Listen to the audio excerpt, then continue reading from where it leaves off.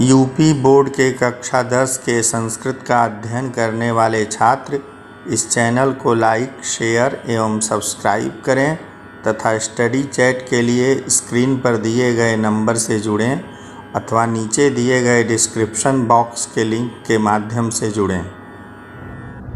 संस्कृत गद्य भारती के कविकुल गुरु कालिदासः शीर्षक पाठ के 9वें अनुच्छेद का हिंदी अनुवाद प्रस्तुत है।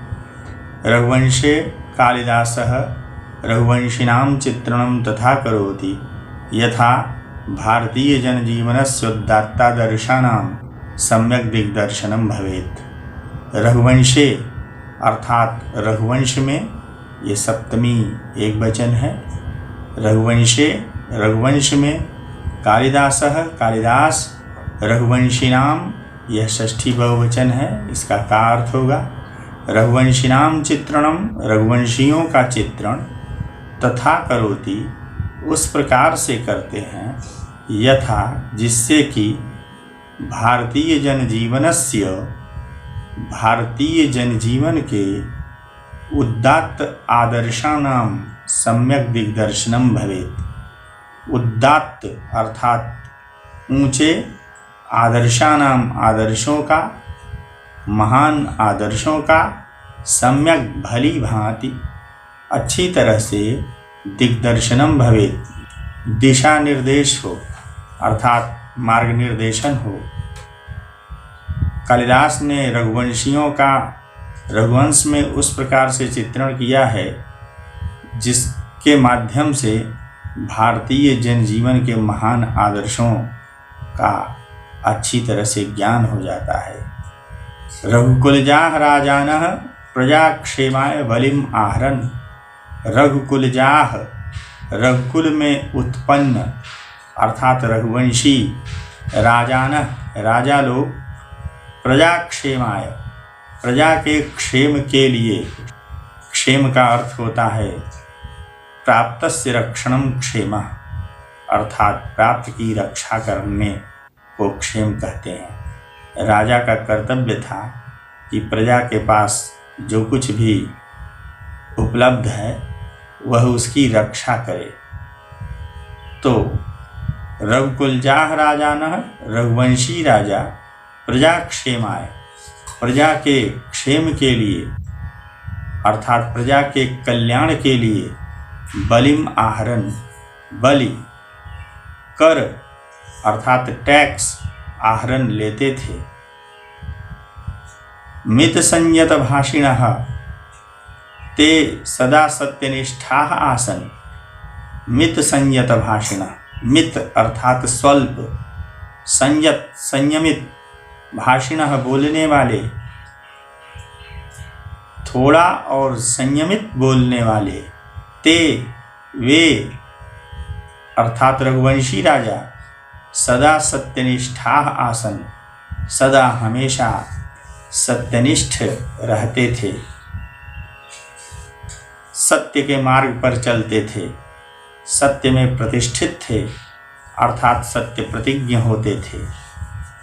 यशस्कामास्ते तदर्थं प्राणान् अपि त्यक्तुं सदैवोद्यता भुवन्। यशस्कामाः ते, यशस्कामाः यशः एव कामः येषां ते यशस्कामाः अर्थात यश की कामना करने वाले, यश की चाह रखने वाले, ते वे अर्थात रघुवंशी राजा, तदर्थम उसके लिए, यश के लिए, प्राण अपि प्राणों को भी, त्यक्तुम त्यज धातु में तुमन प्रत्यय होकर के त्यक्तुम शब्द बनता है, त्याग देने के लिए, सदैव हमेशा, उद्यताः अभुवन उद्यत रहते थे।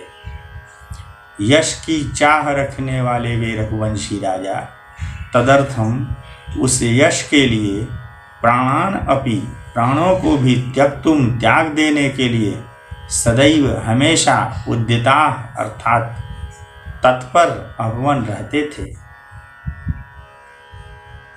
रघुवंशियों के विषय में यह उक्ति प्रसिद्ध है कि रघुकुल रीति सदा चली आई, प्राण जाई बरु वचन न जाई। केवलम संतत्यर्थे ते गृह मेधिनो बभूव। केवलम संतत्यर्थे, संतति के लिए, संतति अर्थात संतान, पुत्र पुत्री, तो केवल संतान के लिए ते वे रघुवंशी राजा गृहमेधिनः बभूवुः, गृहमेधी अर्थात गृहस्थ, बभूवुः होते थे। शैशवे, शैशवावस्था में, बाल्यावस्था में अर्थात बचपन में, विद्यार्जनम विद्या की प्राप्ति, यौवने युवावस्था में, रंजनम कामोपभोग सांसारिक सुखों की प्राप्ति, वार्धक्ये वृद्धावस्था में, मुक्त्यर्थम मुक्ति के लिए, मोक्ष के लिए, मुनिवद आचरणम मुनियों के समान आचरण, तेषाम व्रतम आसीत उनका व्रत था, उनका संकल्प था। कालिदास ने रघुवंशम के प्रथम सर्ग में ही रघुवंशी राजाओं के विषय में लिखा है कि शैशवेभ्यस्त विद्यानाम यौवने विषयश्याम वार्धक्ये मुनिवृत्तीनाम योगेनान्ते तनुत्यजाम।